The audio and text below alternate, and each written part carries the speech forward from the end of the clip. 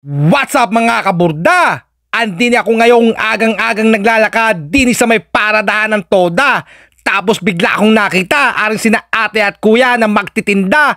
Ay kakoy ay di ari ang mga pinag-uusapan at sikahan nila.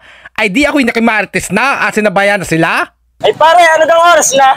Nako, di kaya alas 6:20 na. Magaling pa tayo magmerienda tayo mag-baby-school doon. Ay magaling pa doon tayo at ako may tukaw. Ay di gayon, klasika akong masarap doon at kung magyakag ang mga ay sa lupon, ay kita ko nga madami-dami din aring lalamon.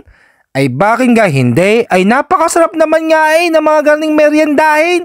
Bukod sa hindi mamahalin at mabigat sa bulsa kong dukutin, ay sadyang mga galing klaseng pagkain ang lalantakin.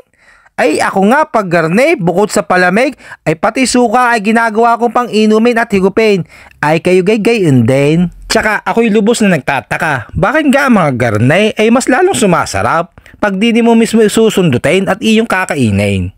Ay iwan ko nga siguro dahil mura at marami ka rin nakakasabayan at nakakahunta. Kaya nga rin si paring Palitaw ay sumingit at ang patayapan ng ripa bago nagbigay ng kanilang mga opinyon at pagpapasya aring mga toda kung ano baga ang lasa na rin mga panindani na ate at kuya. Pare kasarap natin eh. Ay wow! Kaya nga ako din nabili. Masarap talaga din eh! Kung gusto nyong tumimos na yung paninda, Dinilan po kami nakapwesto sa may dali, sa may palengke. meron pa yung mga lumpia, quick, fishball kikiam, hotdog, saka iba pa. Ay siya, timos na po kung napapaibig.